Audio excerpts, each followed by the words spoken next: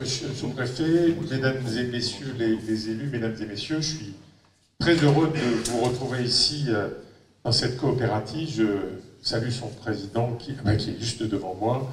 Je salue également Régis, qui est un acteur incontournable, il l'a dit de manière très modeste, mais on les appelait autrefois les industries connexes au Champagne. Maintenant, c'est la filière connexe au Champagne, tant son implication a été grande depuis de très nombreuses années.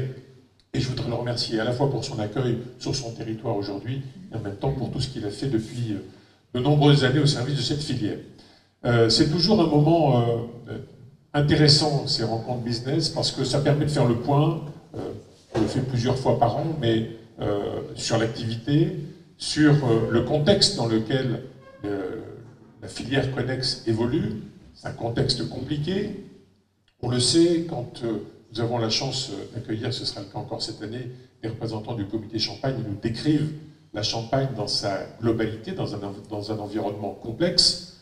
Si je devais évoquer quelques points de complexité, vous les connaissez comme moi. Il y a le contexte international douanier, qui est évidemment un contexte qui pèse, David aura l'occasion d'en dire un mot tout à l'heure, fortement sur la Champagne. Sachez que, évidemment, notre filière est exposée, est en première ligne, puisque les États-Unis, c'est le premier territoire d'exportation à la fois en volume et en valeur, et qu'évidemment, on s'inquiète des déclarations du président américain. Alors, ces déclarations, elles sont parfois contredites le lendemain. Vous avez tous l'habitude maintenant d'entendre les dépêches au petit matin, contredites parfois dans les 24 heures qui suivent. Néanmoins, il y a un contexte aujourd'hui de grande instabilité qui justifie qu'on soit tous extrêmement attentifs à la situation. On a également le contexte climatique. Les changements climatiques interviennent avec des menaces nouvelles. Ces menaces, elles sont très directement liées à l'évolution du climat et elles impliquent une mobilisation de l'ensemble des acteurs de la filière. Et je crois pouvoir dire qu'il n'y a pas une personne ici, dans cette salle, qui n'a pas totalement intégré ces évolutions, leur brutalité parfois, qui fait que voilà, des investissements sont nécessaires, des démarches collectives sont entreprises, et de ce point de vue, le travail qui est entrepris par le comité Champagne est tout à fait exemplaire. Je crois pouvoir dire qu'il n'y a pas une filière viticole au monde aussi impliquée dans le bouleversement climatique, la filière Champagne.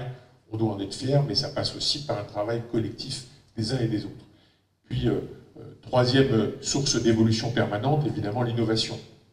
On est devant des marchés qui évoluent, plutôt à la baisse ces derniers temps, et que c'est aussi par l'innovation que la Champagne a toujours su briller. D'où l'utilité de ces salons, Vitef, Vitivini, qui ont à chaque édition souligné, mis en valeur, mis en évidence les innovations dont la Champagne est porteuse, tant sur le plan des maisons, sur le plan du vignoble, que sur le plan de toutes ces entreprises qui, autour du Champagne, en amont de la filière ou en aval de la filière, innovent constamment. C'est ce qui fait que la Champagne a toujours une longueur d'avance sur les autres, et c'est ce qui fait qu'on doit impérativement, dans un contexte concurrentiel très puissant, faire en sorte de rester à l'avant-garde. Alors un petit mot également, si on doit dézoomer, et ma position de président du Grand Est me le permet, on est ici à l'ouest du Grand Est, si vous me permettez cette expression, on est dans un territoire fortement engagé dans la filière autour des vins, autour de nos vins. Sachez que, si je devais donner quelques chiffres, 40% des productions agricoles du Grand Est, c'est la viticulture. Toute viticulture confondue, évidemment. Je mets aussi bien les vins d'Alsace que, plus modestement, les vins de Lorraine, les côtes de Toul, les côtes de Meuse, les vins de Moselle qui méritent le détour parce que, pour le coup, l'amélioration est constante. Et évidemment, le vignoble de Champagne. Autre point important dans le Grand Est, les exports de produits viticoles représentent 33% de tous les produits exportés. C'est dire que quand on met en évidence le fait que dans notre région, on est la première région agricole de France, et deux, on est la première région viticole de France, c'est un élément de fierté, mais c'est aussi une responsabilité, celle de rester et de conserver cette position, celle de se remettre en question en permanence, et je pense que toutes les interventions que nous entendrons ce matin, comme pour chaque rencontre business, iront dans ce sens, à la fois se satisfaire des performances, mais se remettre en question en permanence, parce que quand on est leader sur un marché, c'est une obligation, faute de quoi vous êtes vite rattrapé par la concurrence. concurrence d'autres pays qui n'ont pas forcément les mêmes niveaux de charge que les nôtres et qui peuvent demain prendre des positions à notre détriment. Enfin, l'export des vins du Grand Est représente 40% des exportations nationales de vin. Là aussi, on est leader sur le marché de l'export du vin. C'est une satisfaction, voilà, on a plaisir à l'entendre, mais c'est aujourd'hui une obligation, celle aussi, de retourner au charbon en permanence, de se remettre en question, face au risque que représente la guerre douanière lancée par le président des États-Unis aussi, aller à la découverte de marchés nouveaux. On a eu la chance, il n'y a pas très longtemps, de recevoir le ministre du Commerce extérieur, Laurent Saint-Martin à Épernay, venu rencontrer d'ailleurs les acteurs de la filière, pour justement les accompagner dans les efforts de déploiement d'une exportation nouvelle vers des marchés qui nous attendent. On a des marchés habituels en Champagne, marchés historiques en Champagne. Il y a aussi un certain nombre de marchés qui aujourd'hui attendent les Champenois.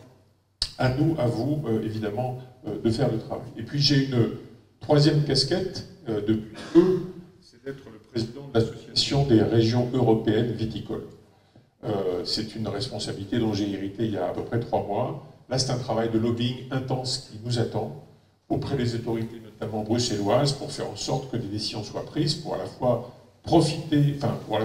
protéger la filière viticole dans notre pays. Elle va très mal dans certaines régions, vous le savez. En Languedoc-Roussillon, c'est des dizaines de milliers d'hectares qu'on arrache. Dans le Bordelais, c'est 10 à 15 000 hectares qui sont arrachés.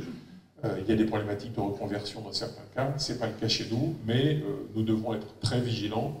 Et mon travail consiste, avec l'ensemble du bureau de la REV, de faire en sorte d'être attentif à l'évolution des réglementations sanitaires, les réglementations qui visent parfois à montrer du doigt le vin, comme si le vin était un poison, alors que la consommation du vin ne pose pas de problème dans la mesure où elle reste,